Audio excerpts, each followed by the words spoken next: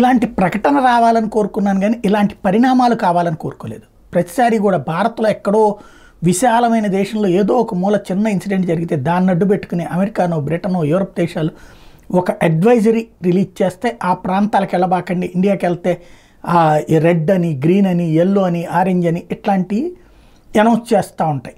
ఆ ప్రాంతాలకు వెళ్ళకండి, ఈ ప్రాంతాలకు వెళ్ళండి.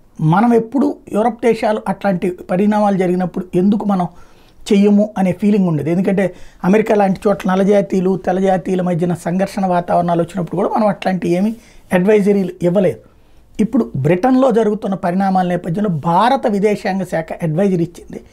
తప్పనిసరి పరిస్థితి అయితే మాత్రం ప్లాన్ చేసుకోండి, లేకపోతే అక్కడికి వెళ్ళొద్దని. అట్లాగే అక్కడ ఉన్నటువంటి భారతీయ పౌరులందరినీ కూడా ఈ గొడవలకి లూటీలకి దూరంగా ఉండమని చెప్పింది.